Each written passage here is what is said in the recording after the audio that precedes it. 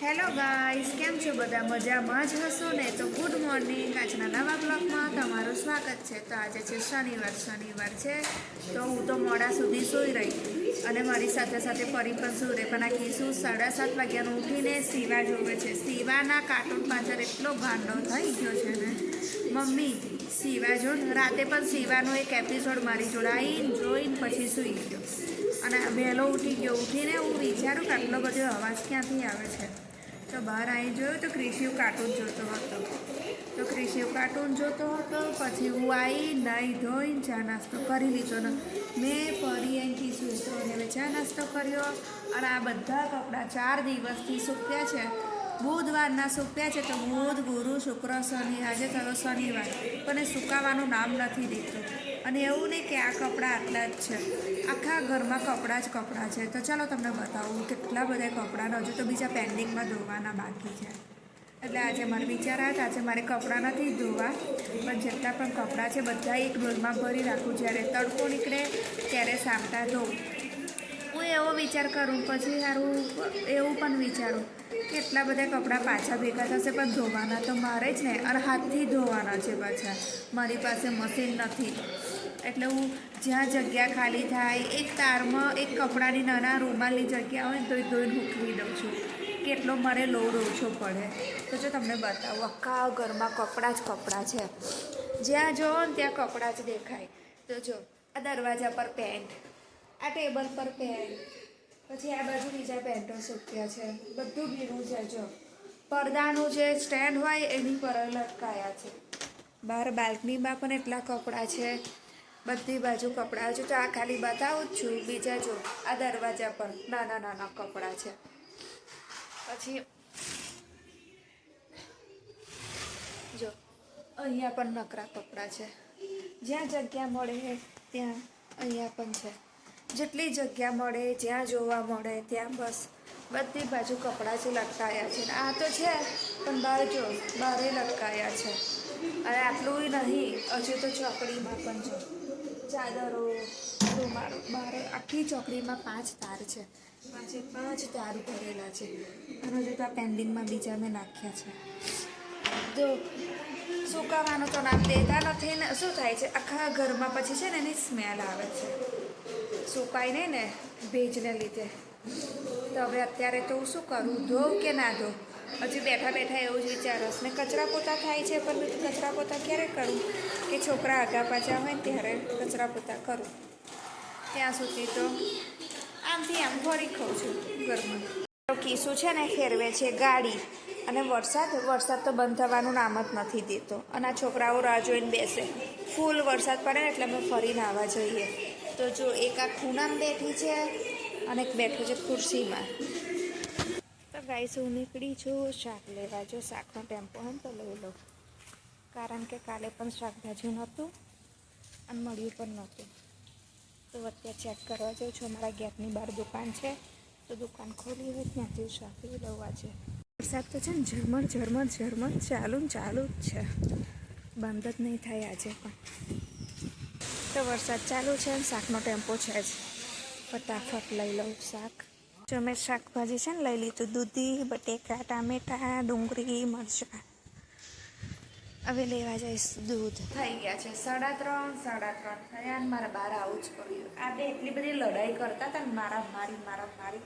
છેવટે બહાર આવી તો મેં પણ ભૂલ જ કરી. બહાર આવી એ લોકોને છોડાવવા ગઈ તો 3:30નો ટાઈમ જોયો ને એ લોકો તો કે હવે તો મને ચા જ બનાવ્યા. અને કે તારે ના બનાવી, તમે જાતે બનાવીએ. અને એ લોકો શું કરે ખબર, આ બધા સ્વિચ ચાલુ કરી દે છે. એટલે મને ભરોસો નહીં હતો.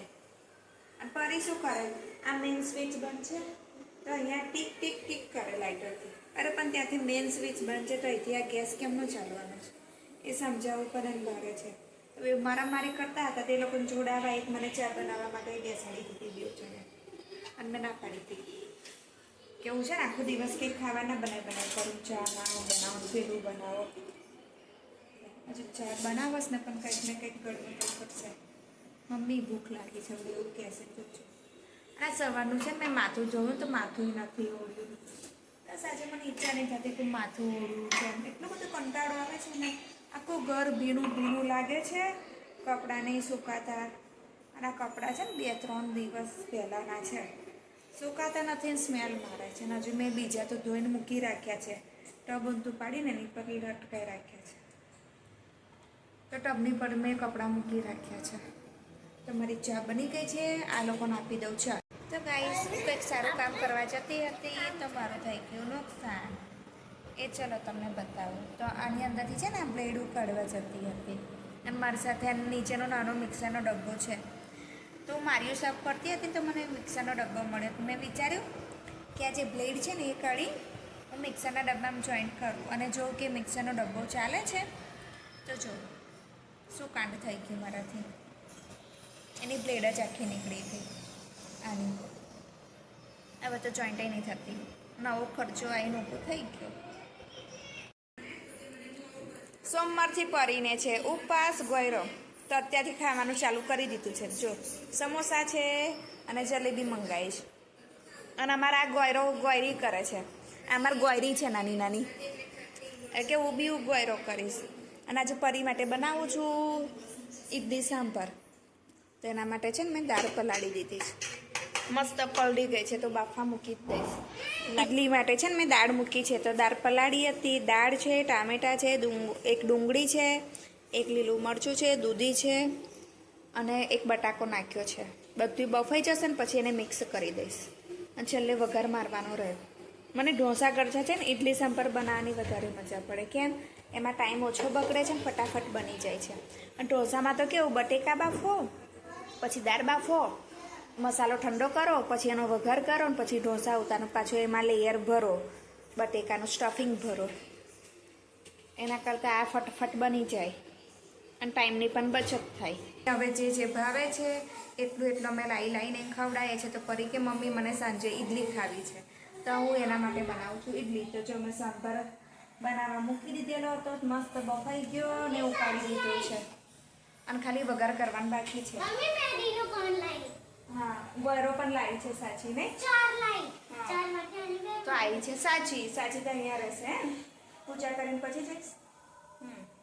અને હું અત્યારે બનાવું છું ઈડલી. તો મેં જ અત્યારે બનાવી છે નાની નાની મિની ઈડલી અને આ બાજુ વાડકીમાં બનાવું છું મોટી ઈડલી. એટલે ફટાફટ પાર આવી જાય અને પછી છોકરાઓ ખાઈ ખાઈને રમવું હોય તો રમે, જે કરવું એ કરે. 3 કલાકથી વરસાદે રાહત આપી છે અને વરસાદ ટોટલી બંધ છે. હા, પણ વાદળ છવાયા છે. હવે સાંજનું નક્કી નથી કે અડધી રાતે વરસાદ વરસશે કે નહીં વરસે. ને આ બે છે ને કલબલ કાબરો,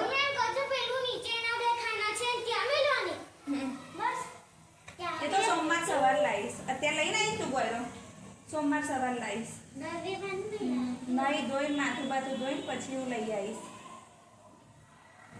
તો આ બે કાબરો છે ને એમનું આવે ને એટલે ચાલુ થઈ જાય કલબલ કરવાનું. નહીં ફરી મેદી કોણ મૂકી દે કાલે જાડી. આ દિવસે જાડી થાય છે ને પાતળી થાય છે. મને કોમેન્ટ્સમાં અવશ્ય જણાવજો.